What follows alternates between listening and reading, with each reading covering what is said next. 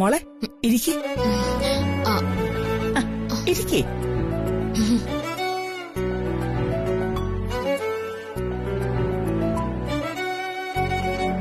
എന്താ മോളെ, എന്തു പറ്റി? അമ്മ, എനിക്കൊന്ന് വാഷ്റൂമിൽ പോണം. വല്ലാത്തൊരു ടെൻഷൻ. അത്രേ ഉള്ളോ? അതിനെന്തിനാ ടെൻഷൻ? വാ മോളേക്ക് വാ. വാ.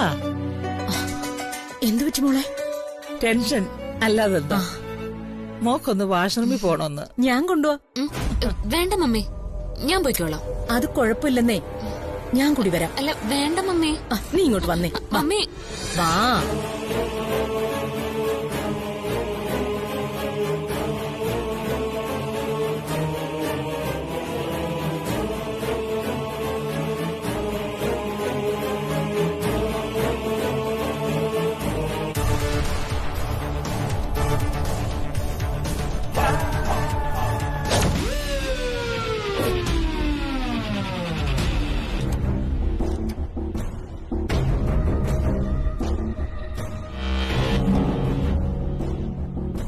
എന്തിനാ നീ നിന്റെ അമ്മയും കൂട്ടി വന്നത്? അയ്യോ, കൂട്ടിയതല്ല, കൂടെ വന്നതാ. ഇനിയിപ്പോ എങ്ങനെയാ ഞാൻ? എല്ലാം ഞാൻ ഏർപ്പാടാക്കിയിട്ടുണ്ട്. പുറത്തെ ബാൽക്കണി ഭാഗത്തെ കോറിഡോറിന്റെ വലതുവശത്ത് ഞാനുണ്ടാവും. നിന്റെ മമ്മിയുടെ കണ്ണ് വെട്ടിച്ച് എങ്ങനെയെങ്കിലും അവിടേക്ക് വരും. അയ്യോ, ഞാൻ എങ്ങനെയാ മമ്മിയുടെ കണ്ണിൽ പെടാതെ? ആവശ്യക്കാരിക്ക് യാതൊരു ഔചിത്യവും പാടില്ല. എന്ത് ചെയ്തിട്ടായാലും നീ കോറിഡോറിന്റെ ഭാഗത്തെത്തണം. അത് ഇനിയിപ്പോ എങ്ങനെ ഇവിടെ നിന്ന് രക്ഷപ്പെടുക? എന്തെങ്കിലും ഒരു വഴി കണ്ടെത്തിയേ പറ്റൂ. പാവം ജ്യോതി ഭയങ്കര ടെൻഷനില്ല. ആന്റി പൊയ്ക്കോളൂ, ഞങ്ങൾ ഒരുമിച്ച് വന്നോളാം. സാരമില്ല, അവളിപ്പോ വരുമല്ലോ. ഞങ്ങൾ ഒരുമിച്ച് വന്നോളാം. മായ പൊയ്ക്കോ. ശരി. എന്റെ ഈശ്വര, അമ്മ അവിടെ തന്നെ നിൽക്കുകയാണല്ലോ. അമ്മയുടെ കണ്ണു വെട്ടിച്ച് എങ്ങനെയാ ഇവിടുന്ന് പുറത്തു കടക്കുക?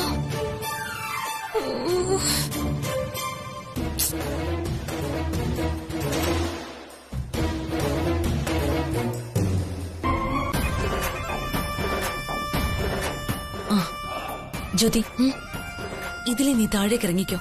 ഇവള് നിന്നെ ഞാൻ പറഞ്ഞ സ്ഥലത്തെത്താൻ സഹായിക്കും. സുരക്ഷിതമായി ജ്യോതി അവിടെ എത്തിക്കണം. Okay ma'am. ഇവിടുത്തെ കോലാഹലങ്ങൾ കഴിയുമ്പോ ഞാൻ നിന്നെ അറിയിക്കാം. അത് കഴിഞ്ഞ് നീ നിന്റെ വീട്ടിലേക്ക് പോയാ മതി. അല്ല, എന്തിനാ ഒളിച്ചോടിയെന്ന് ചോദിച്ചാ ഞാനെന്ത് മറുപടിയാ പറയാ? എന്തെങ്കിലും ഒരു കഥ നീ കെട്ടിച്ചമച്ചാ മതി. അല്ലെങ്കിൽ തന്നെ കഥ മെനഞ്ഞുണ്ടാക്കാൻ നീ മിടുക്കത്തിയാണല്ലോ. ഓഹോ, അതുകൊള്ളാലോ. എല്ലാം പ്ലാൻ ചെയ്തത് നീ, എന്നിട്ടിപ്പോ എന്നെ കുറ്റപ്പെടുത്തുന്നു. സംസാരിച്ച് നിൽക്കാൻ അധികം സമയമില്ല. ആരെങ്കിലും വരുന്നതിന് മുമ്പ് രക്ഷപ്പെടാൻ നോക്ക്. താഴെ നിനക്ക് പോകാനുള്ള വണ്ടി റെഡിയാ. വേഗം പൊയ്ക്കോ.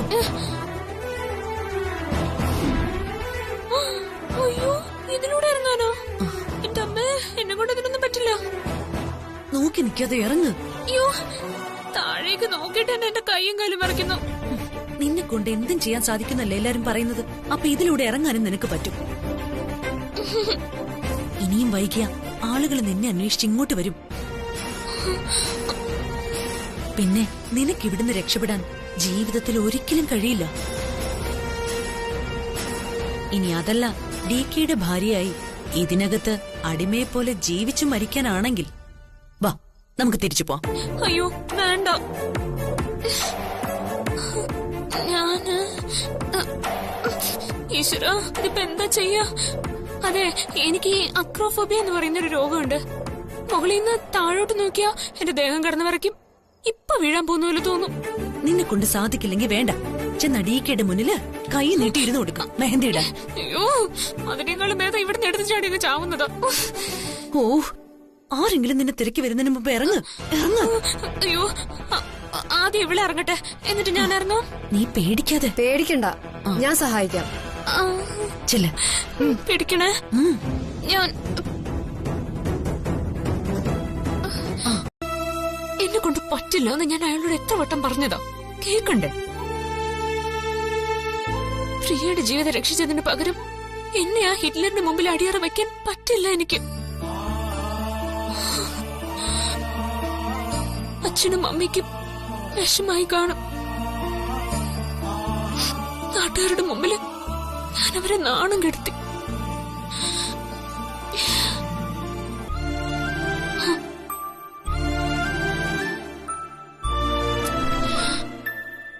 ഒന്നോർത്താ അവിടുന്ന് ഓടിപ്പോയത് കാര്യായി. അല്ലെങ്കിൽ ഇപ്പൊ കാണായിരുന്നു. മമ്മി ചിലപ്പോ ബഹളം വെക്കുമായിരിക്കും. പക്ഷെ അച്ഛനും പ്രിയക്കും കാര്യം പറഞ്ഞ മനസ്സിലാവും. മറ്റാരെന്ത് വേണമെങ്കിലും പറഞ്ഞോട്ടെ, എന്നാലും ആ ഹിറ്റ്ലറിന്റെ കൂടെ ഒരു റോബോട്ടായിട്ട് ജീവിക്കാൻ എന്നെ കൊണ്ട് പറ്റില്ല. ഡിക്ക് നിങ്ങളോട് എന്ത് തെറ്റാ ചെയ്തത്? ഈ കുടുംബത്തിന്റെ അഭിമാനത്തെയാ നിങ്ങളുടെ മകള് ചോദ്യം ചെയ്തിരിക്കുന്നത്. അന്തസ്സില്ലാത്ത വർഗം.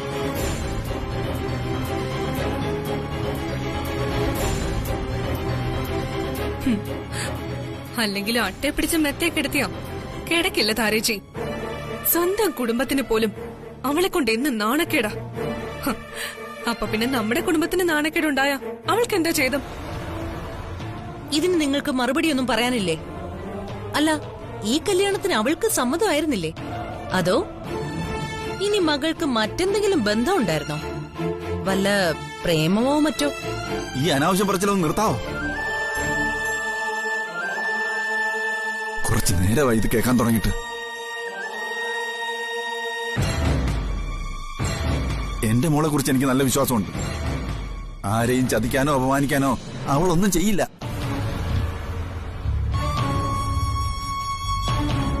പിന്നെ ഇപ്പൊ ചെയ്തെന്താ? എനിക്ക് തന്ന വാക്ക് തെറ്റിച്ചിട്ടാ നിങ്ങളുടെ മകള് പോയിരിക്കുന്നത്. ഒരാൾ അബദ്ധത്തിൽ എന്തെങ്കിലും തെറ്റിയതാൽ ചിലപ്പോ ഞാൻ ക്ഷമിക്കും. പക്ഷേ എനിക്ക് വാക്ക് തന്നിട്ട് തെറ്റിച്ചാൽ അത് ഞാൻ ക്ഷമിക്കില്ല. അമരാവതിയിലെ DKക്ക് വിവാഹം ആലോചിച്ച പെൺകുട്ടി ചടങ്ങിൽ നിന്ന് ഒളിച്ചോടി പോയെന്ന് ഇപ്പൊ തന്നെ നാടാകെ പാട്ടായിട്ടുണ്ടാവും. അതിനാര് സമാധാനം പറയും? നിങ്ങൾ പറയുന്നത് ഞങ്ങളും അംഗീകരിക്കുന്നു. എന്റെ മകൾ ഒളിച്ചോടി പോയെങ്കിൽ അവൾ ചെയ്ത തെറ്റാണ്. ആ തെറ്റിന്റെ ഉത്തരവാദിത്വം ഏറ്റെടുക്കാൻ ഞാനും എന്റെ കുടുംബവും തയ്യാറാണ്. പക്ഷെ എന്റെ മകളെ കാണാതായത് ഈ വീട്ടിൽ വെച്ചാ, അത് നിങ്ങൾ മറക്കരുത്. അതുകൊണ്ട് അവളൊരു പെൺകുട്ടിയാ.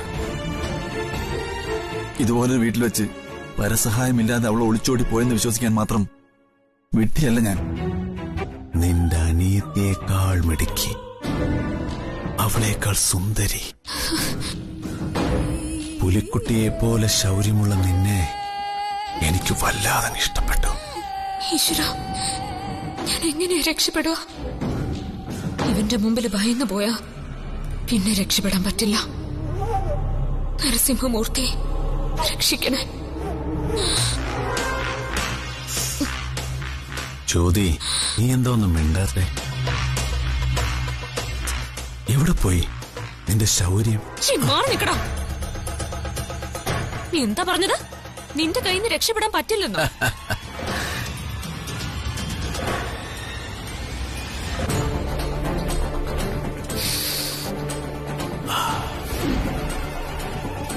നീ എന്നെ കെണി വെച്ച് പിടിച്ചതല്ലേ? കഷ്ടം. എനിക്ക് രക്ഷപ്പെടാൻ നിന്റെ ഔദാര്യത്തിന്റെ ഒരാവശ്യമില്ലടാ. പ്രിയ അല്ല ഈ ജ്യോതി. നിന്നെ കൊന്നിട്ടായാലും ഞാൻ ഇവിടുന്ന് പോവും.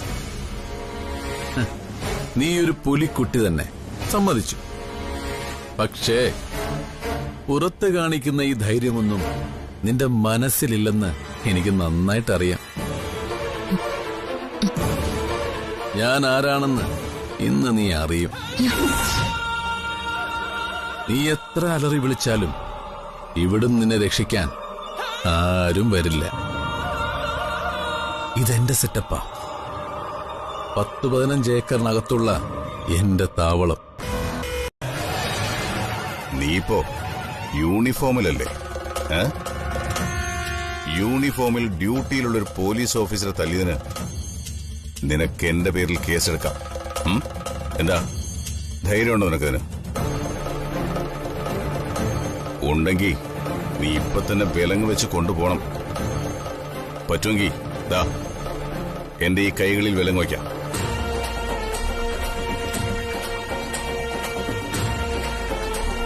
എന്താ ധൈര്യമില്ലേ? എടാ, ആണിന്റെ ശൗര്യം കാണിക്കേണ്ടത് പെണ്ണിന്റെ ജീവിതം നശിപ്പിച്ചിട്ടല്ല. നിയമം സംരക്ഷിക്കാൻ കടമയുള്ളവൻ തന്നെ അത് ലംഘിക്കാൻ ഇറങ്ങി പുറപ്പെട്ടാൽ ഇതുപോലെ തല കുനിച്ച് നിൽക്കേണ്ടി വരും. ഇനി ഒരു തവണ കൂടി ഈ ചെറ്റത്തരം കാണിച്ചാൽ പിന്നെ നിന്റെ ശരീരത്തിൽ ഈ യൂണിഫോം അല്ല, തല തന്നെ ഉണ്ടാവില്ല.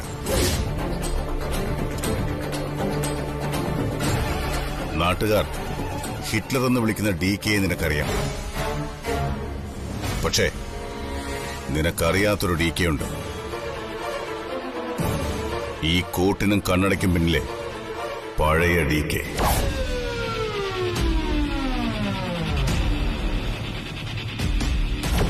He was a devil.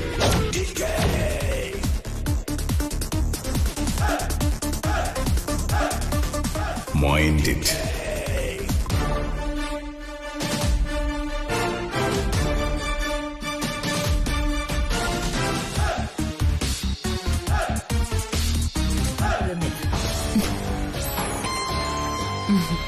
അമ്മ അവളെ എങ്ങനെ ന്യായീകരിച്ചാലും ഇനി ഈ മെഹന്തി ഫംഗ്ഷൻ നടക്കാൻ പോകുന്നില്ല. നടക്കും.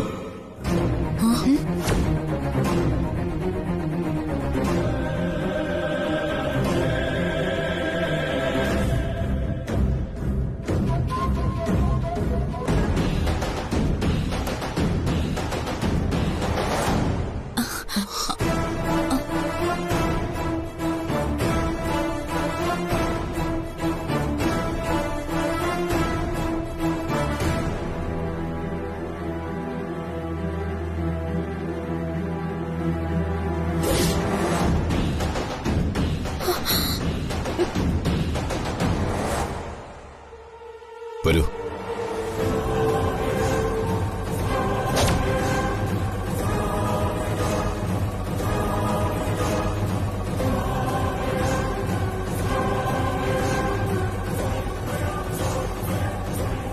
ചേച്ചി, ജ്യോതി, നീ എന്തായി കാണിച്ചത്? എങ്ങോട്ടാ നീ ഓടിപ്പോയത്? പറയടി. അത് മമ്മി.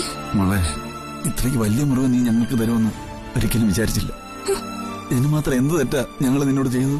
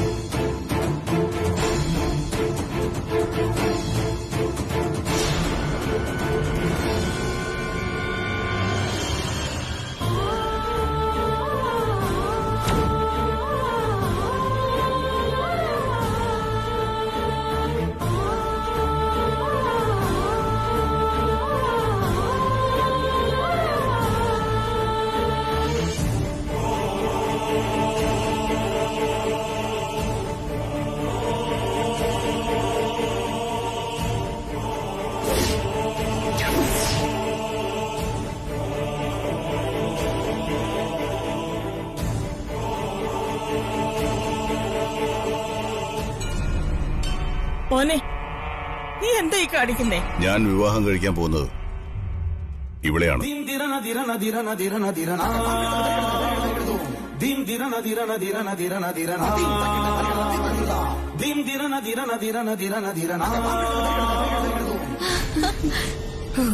അത് കലക്കി. DK ഇവൾക്ക് തിരിച്ചു പണി കൊടുത്തു.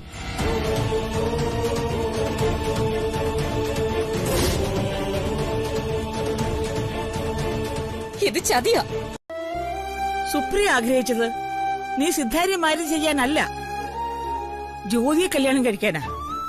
അവളെ ഒഴിവാക്കിയത് വലിയ തെറ്റായി പോയി. എടാ മോനെ, ഒരു വിവാഹം എന്ന് പറഞ്ഞാ എന്താ നിന്റെ വിചാരം? പോത്തുപോലെ വളർന്ന് മീശയും ചുരുട്ടി നടക്കുന്നതല്ലാതെ അതിന്റെ വല്ല പക്വതയും നീ ഇപ്പൊ കാണിച്ചോ? ജ്യോതി സുപ്രിയല്ല. അവക്ക് നിന്നെ അറിയില്ല, നിന്റെ മനസ്സറിയില്ല. നാട്ടുകാരും വീട്ടുകാരും ഒക്കെ പേടിയോടെ വിളിക്കുന്ന ഹിറ്റ്ലറിനെ മാത്രമേ അവക്കറിയൂ. അവളൊരു കുട്ടിയാ. നീ എന്താണെന്ന് മനസ്സിലാക്കാൻ അവക്ക് സമയം കൊടുക്കണമായിരുന്നു. അവളുടെ മനസ്സിലെ സങ്കല്പം എന്താണെന്ന് അറിഞ്ഞുകൂടാ. ഭയന്നാകെ കൺഫ്യൂഷനായ അവള് ഇവിടുന്ന് ഓടിപ്പോയത്. അമ്മ അവളെ ന്യായീകരിക്കാണോ? ന്യായീകരിച്ചല്ലട കണ്ണ, സത്യം അതാണ്. ജ്യോതി ആയാലും സിതാരയായാലും അമ്മയ്ക്കൊരു മരുമകളെ കിട്ടിയാ പോരെ? നിനക്കൊരു റോബോട്ട് ഭാര്യയായിരിക്കും വേണ്ടത്. പക്ഷേ എനിക്ക് വേണ്ടത് ജീവനുള്ള ഒരു മരുമകളെയാ. സിതാരയെ നിനക്ക് റോബോട്ടാക്കാൻ പറ്റും, എന്നാൽ ജ്യോതിയെ പറ്റില്ല. അതുകൊണ്ട് നീ അവളെ അങ്ങ് ഉപേക്ഷിച്ചു. പക്ഷേ എനിക്ക് അവളെ അങ്ങ് ഉപേക്ഷിക്കാൻ പറ്റില്ല. സുപ്രിയയുടെ സ്ഥാനത്ത് ഞാൻ അവളെ കണ്ടുപോയി. മനസ്സുകൊണ്ട് ഞാൻ മരുമകളായി സ്വീകരിച്ചു പോയി. ഇനി അത് മാറ്റാൻ എനിക്ക് പറ്റില്ല. സുപ്രിയയുടെ സ്ഥാനത്ത് അമ്മയ്ക്ക് മറ്റൊരാളെ കാണാം, പക്ഷെ എനിക്കതിന് സാധിക്കില്ല. അപ്പൊ പിന്നെ വരുന്നത് ജ്യോതി ആയാലും സിതാരയായാലും എനിക്കൊരുപോലെയാ. ഞാൻ ആഗ്രഹിക്കുന്ന പോലെ കല്യാണം കഴിച്ച് ജീവിച്ചോളാന്ന് നീ എന്റെ തലത്തൊട്ട് സത്യം ചെയ്തതാ. പക്ഷേ ഇപ്പൊ നീ തെറ്റിച്ചു. എന്റെ ആഗ്രഹം സിതാരയല്ല, ജ്യോതിയാ. ഇനി നിനക്കതിന് സാധിക്കുമോ?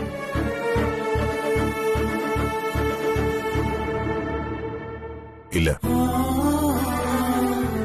പക്ഷേ അമ്മ ഒന്ന് ഓർക്കണം, ഞാൻ തീരുമാനിച്ചതാണോ ഈ കല്യാണം? വീണ്ടും ഒരു വിവാഹം കഴിക്കണമെന്ന് ഞാൻ എപ്പോഴെങ്കിലും ആഗ്രഹിച്ചിട്ടുണ്ടോ? പക്ഷേ ഞാൻ ആഗ്രഹിച്ചു. അത് സാധിച്ചു തരാൻ കൂടിയാണല്ലോ ഞാൻ ഈ കല്യാണത്തിന് സമ്മതിച്ചത്. എന്നെ ഉണരുമ്പോ മറ്റൊരു സ്ഥലത്താ, കൊറേ ഗുണ്ടകളുടെ നടുവില്. ഗുണ്ടകളോ? അത് വെച്ചാ ഗുണ്ടകള്. ഞാൻ അവിടുന്ന് ഓടി രക്ഷപ്പെടാൻ ശ്രമിച്ചപ്പോ അവരെന്റെ പിന്നാലെ വന്നു. അവരെന്തിനാ ചേച്ചി തട്ടിക്കൊണ്ടുപോയത്? എനിക്കറിയില്ല മോളെ. പിന്നെ തട്ടിക്കൊണ്ടുപോയി. അതിന് നീ ആരാ? പ്രധാനമന്ത്രിയോ അതോ സിനിമാ നടിയോ? കാലണയ്ക്ക് വകയില്ലാത്ത നിന്നെ തട്ടിക്കൊണ്ടുപോയിട്ട് അവർക്ക് എന്ത് കിട്ടാനടി? കൊള്ളം പറഞ്ഞ് രക്ഷപ്പെടാൻ നോക്കണ്ട നീ. അവള് പറയട്ടെ, ആരാ മോളെ അവര്? അതൊന്നും എനിക്കറിയില്ല അച്ഛാ. അവര് കൊറേ പേരുണ്ടായിരുന്നു. പിന്നെ എങ്ങനെ ചേച്ചി അവിടുന്ന് രക്ഷപ്പെട്ടത്? ഗുണ്ടകളുടെ കയ്യിൽ നിന്ന് രക്ഷപ്പെടാൻ ശ്രമിക്കുമ്പോ DK വന്നു. അയാളാ എന്നെ രക്ഷിച്ചത്. ഇവള് പറയുന്നത് മുഴുവൻ നുണയാ. രക്ഷിച്ചത് അയാളാണെങ്കിൽ പിന്നെ എന്തുകൊണ്ട് അയാൾ നിന്നെ കല്യാണം കഴിക്കാതിരുന്നത്? അയാൾ നിന്നെ വേണ്ടെന്ന് പറഞ്ഞ എന്താ? അയ്യോ,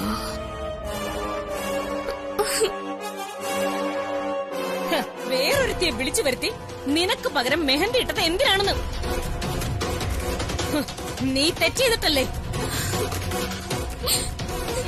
എനിക്കൊന്നും അറിയില്ല മമ്മി. ഞാൻ മനഃപൂർവ്വം ഓടിപ്പോയതാന്നാ അയാളും വിചാരിച്ചിരിക്കുന്നത്.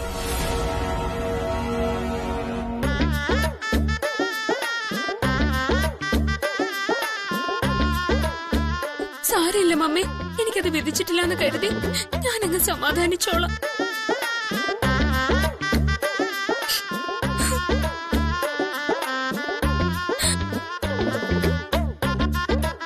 ഞാനൊന്ന് ഇത്തിരി നേരം ഒറ്റയ്ക്കിരുന്നോട്ടെ.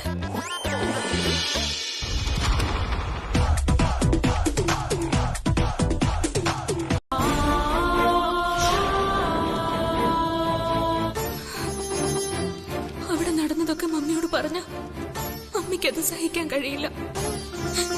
ഞാൻ ചെയ്തത് തെറ്റാ. അന്ന് അമരാവതിയിൽ നിന്ന് രക്ഷപ്പെടാൻ എനിക്ക് മമ്മിയെ പൂട്ടിയിടേണ്ടി വന്നു.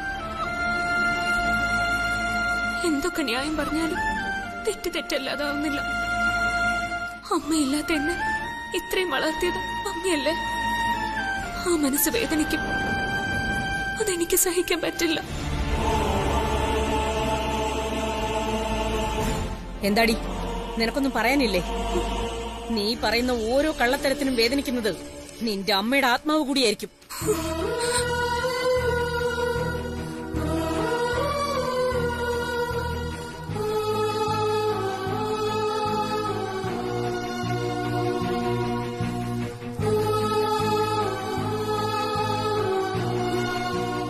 ഇനിയും നീ സത്യം പറഞ്ഞില്ലെങ്കിൽ ഈ മുറി ഞാൻ കത്തിക്കും. അതിലെരിഞ്ഞു തീരും ഈ ഫോട്ടോ സഹിതം. മമ്മി, പിന്നെ നിനക്കിങ്ങനെ സങ്കടപ്പെട്ട് കരയാൻ നിന്റെ അമ്മയുടെ ഒരു ചിത്രം പോലും ഉണ്ടാവില്ല ഈ വീട്ടിൽ. ചുട്ട് ചാമ്പലാക്ക ഞാനെല്ലാം. പറയടി, അമരാവതിയിൽ എന്താ സംഭവിച്ചത്?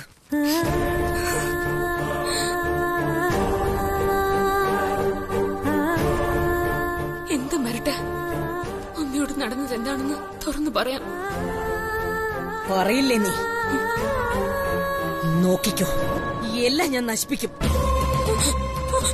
അമ്മേ, വേണ്ട, സത്യം ഞാൻ പറയാം.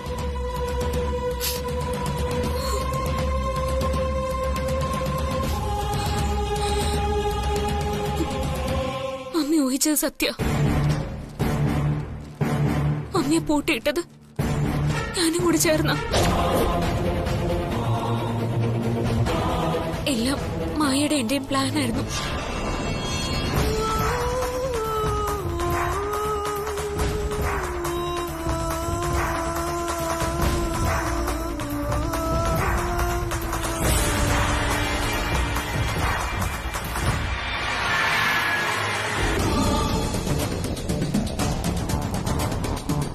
എല്ലാം ഞാൻ ഏർപ്പാടാക്കിയിട്ടുണ്ട്.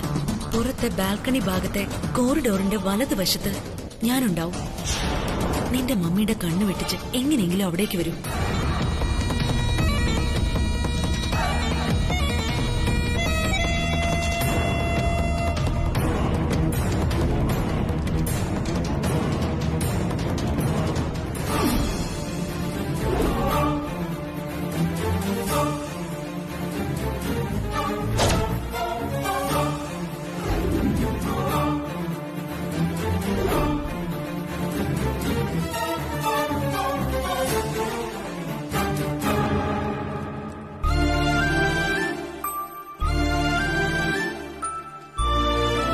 ക്ഷമിക്കണം മമ്മി, അയാളുടെ കയ്യിൽ നിന്ന് രക്ഷപ്പെടാൻ ഞാൻ വേറൊരു വഴിയും കണ്ടില്ല.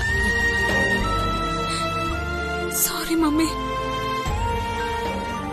നീ ക്ഷമ പറയേണ്ടത് എന്നോടല്ല, നിന്റെ അമ്മയോടാ.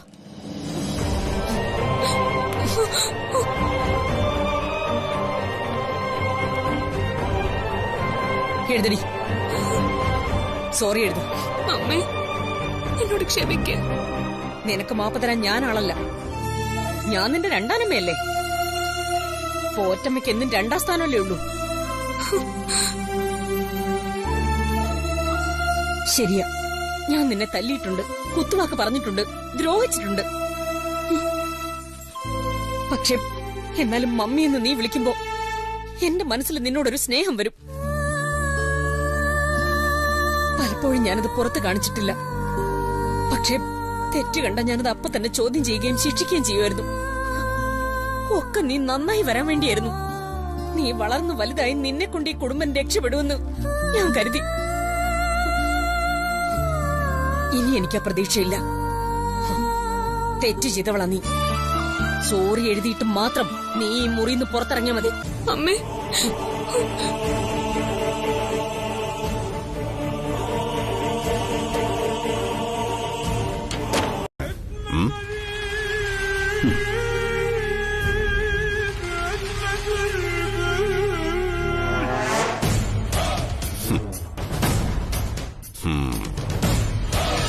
തകർക്കാൻ തുടങ്ങിയാ പിന്നെ നിന്റെ ജീവിതത്തിന്റെ ഒരു കല്ല് പോലും ബാക്കിയുണ്ടാവില്ല. ഓർത്ത് കളിച്ചാൽ നിനക്ക് നല്ലത്.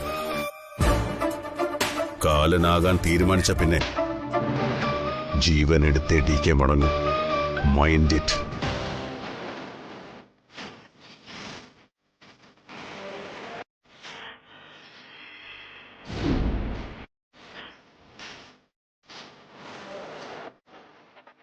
ആരാരുടെ കാലനാകുമെന്ന് നമുക്ക് കാത്തിരുന്ന് കാണാൻ DK. ഈ കല്യാണത്തിന് വിധി തീരുമാനിക്കുന്നത് ഞാനായിരിക്കും. അതായിരിക്കും നമ്മൾ തമ്മിലുള്ള യുദ്ധത്തിന്റെ ആന്റി ക്ലൈമാക്സ്.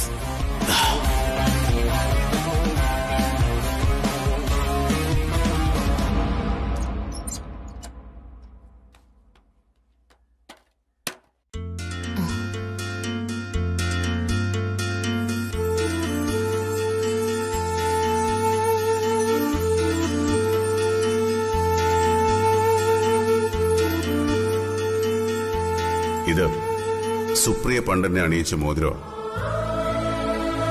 എനിക്കേറെ പ്രിയപ്പെട്ടത്. വിവാഹ നിശ്ചയ ചടങ്ങിൽ ഈ മോതിരം വേണം നീ എന്നെ അണിയിക്കാൻ.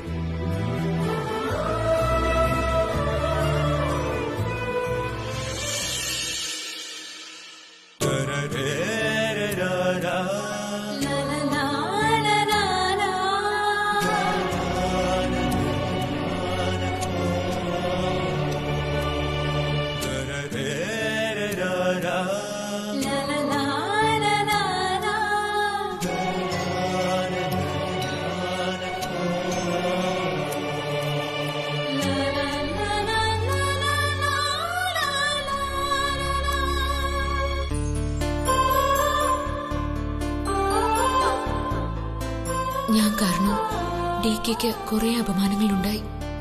എന്നിട്ടും അയാൾ എന്നെ വെറുതെ വിട്ടു. കാട്ടുപോത്തിന്റെ സ്വഭാവമാണ് പുറമെങ്കിലും ഉള്ളിലൊരു നല്ല മനസ്സുണ്ട്.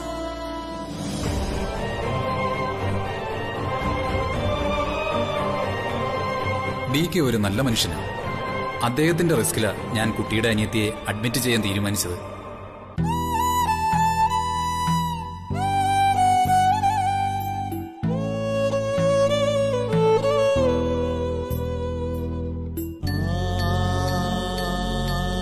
വിവാഹ നിശ്ചയം കഴിഞ്ഞ് മെഹന്തിയുടെ നടുവിൽ നിന്ന് കല്യാണ പെണ്ണ് ഒളിച്ചോടുക പറഞ്ഞ അനുഭവിക്കേണ്ടി വരുന്ന നാണക്കേട് എത്രയായിരിക്കും.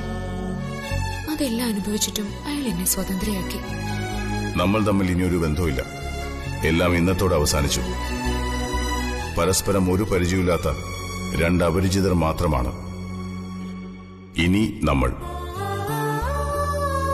കൊടുത്ത വാക്ക് പാലിച്ചേ പറ്റുമെന്ന് DK വാശി പിടിച്ചിരുന്നെങ്കിൽ ഞാൻ അയാളുടെ ഭാര്യയായന്. അതിന് അയാളോടൊരു നന്ദി പറഞ്ഞേ പറ്റൂ. എന്തായാലും നാളെ ആവട്ടെ, അയാളെ കാണാം. ചെയ്ത തെറ്റുകൾക്കൊക്കെ മാപ്പും പറയാം. രക്ഷിച്ചതിന് ഒരു താങ്ക്സും പറയാം.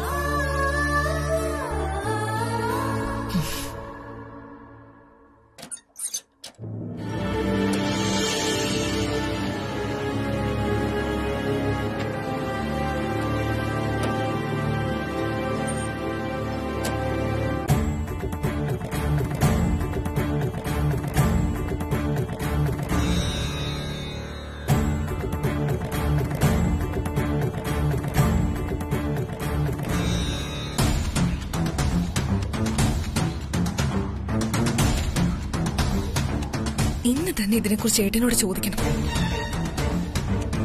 ആ ജ്യോതിയുടെ വീട്ടിലിതെങ്ങനെ വന്നു? അതോ ഇനി അവളുമായിട്ട് ഏട്ടൻ എന്തെങ്കിലും ബന്ധമുണ്ടോ? ദേ, അങ്ങനെ എന്തെങ്കിലും ഉണ്ടെങ്കിൽ ഏട്ടനെന്നൊന്നും നോക്കില്ല, കൊല്ലിഞ്ഞ.